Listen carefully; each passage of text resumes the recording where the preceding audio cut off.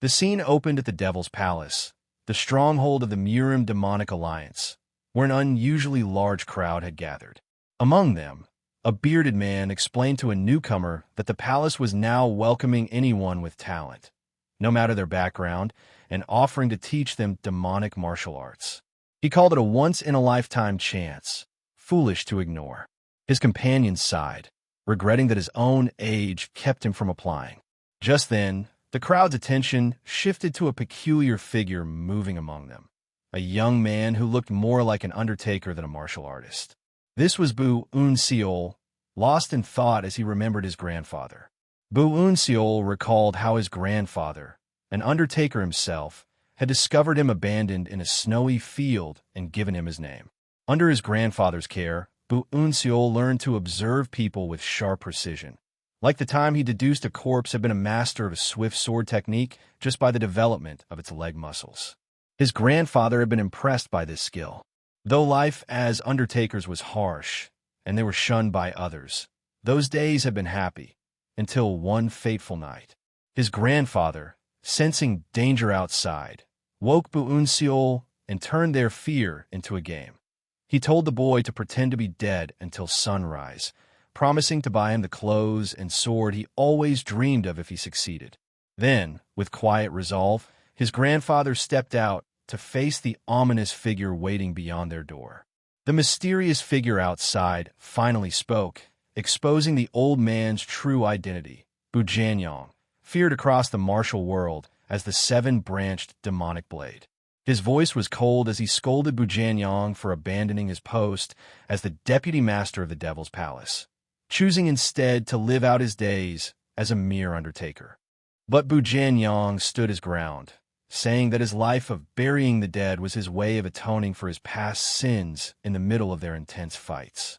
With quiet dignity, he begged the man to take him somewhere far away, so no innocent lives would be caught in their fight. The man agreed, and the two moved away into the night. Hidden nearby, young Bu-Un-Seol thought the danger had passed, but as the cold became unbearable, he left his hiding place, only to find his grandfather lying in a pool of blood, his eyes torn and bleeding. With his last breath, Bujanyong urged Bu-Un-Seol to abandon vengeance and live a peaceful life far away. But Bu-Un-Seol hard-hardened. He swore he would never forgive the killers. After preparing his grandfather's body, he carefully studied every wound. His sharp deductions painted a clear picture. The killer was a master of the demonic sect's Vedic yoga technique, used a weapon capable of unleashing hundreds of projectiles at once, and laced them with a poison that rotted flesh and blood. From that moment, Bu-Un-Seol vowed to find and kill the murderer, no matter the cost. In the present, Bu-Un-Seol arrived at the Devil's Palace registration hall. When the clerks mocked his rural clan name, Janyong's sect, and rudely demanded his fingerprint, he bit his thumb and stamped the paper in blood.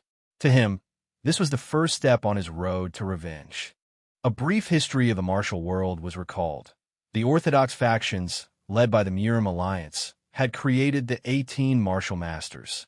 To counter them, the Devil's Palace devised its own plan to train 10 prodigies into the legendary 10 Demon Lords.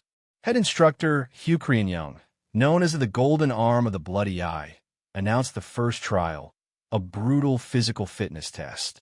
Bu-Un-Seol felt powerful, dangerous auras among the other candidates, and became convinced his grandfather's killer might be there. To take revenge, he knew he had to grow strong enough to stand among the best. But he failed the first test. When the rejected candidates protested, Hyukrian revealed a second trial, a battle royale where only one could remain standing. The field erupted into bloodshed, but Bu-Un-Seol stayed calm, analyzing that survival, not killing, was the real goal. He kept out of the fighting until he was forced to act. When a fighter mocked him and charged another trainee, Nung Ungang appeared, cutting the man down with the legendary sword of annihilation. Nung Ungang mocked Un-Seol as weak, but admitted he had sharp insight. The instructors recognized Nung Ungang as the Mukon's disciple, though his technique lacked refinement. The massacre continued until only Un-Seol and Ungang were left standing. Ungang, confident in his power, challenged Bu-un Seol to a duel. But Bu-un Seol had been watching him closely, memorizing every strike from the corpses he left behind.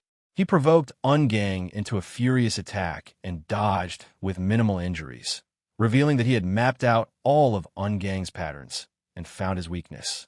When Ungang lunged for the kill, Bu-un Seol ducked low and struck a precise blow to the Seola point in his neck. The mighty Ungang collapsed, defeated in an instant. The instructors were stunned, and Hyukrin Young declared Un Seol the victor. Overcome with exhaustion, Un Seol blacked out. After waking in the medical facility with his wounds treated, Un Seol and the other survivors were taken to Hell Island for the next stage of their training. They were allowed to choose caves to live in. While the others rushed to the most spacious and comfortable caves, Un Seol chose a small, narrow one, reasoning that its tight entrance would make it far easier to defend if attacked. Then the trainees were given a new uniform and told the island held 10 facilities, each devoted to one of the 10 demonic sects' martial arts. Most rushed eagerly to the strongest sect, the Wow Sword Gate, but Un Seol, who had never practiced martial arts, chose a different path. He walked to the Nakia Pavilion Secret Hall, where its gruff master, Sawu, emerging out of the earth and turned him away, warning that their brutal body-tempering techniques would surely kill someone as frail as him. But Un Seol refused to leave, bowing again and again until Sawu finally relented. Training began immediately and harshly. Sawu blinded Un Seol, forcing him to rely on his other senses to master the Nakia Beast Path, a technique that granted animal-like reflexes. Left in total darkness, Un Seol didn't wait passively. Instead, he threw himself into motion, striking at imaginary foes and refining his instincts. When Sawu returned, he was astonished by Un Seol's rapid progress. Over the next several days, Sawu attacked him without warning, testing him relentlessly until the boy finally managed to block a completely silent strike. Excited by this rare talent, Sawu rewarded him with a draft of rare spiritual water to restore his strength and offered to take him in as a personal disciple, promising to raise him into one of the sect's top 10 masters within 10 years. But Un Seol declined. His goal wasn't simply to become strong. He wanted to be one of the 10 demon lords and learn multiple martial arts to amass the power needed for revenge.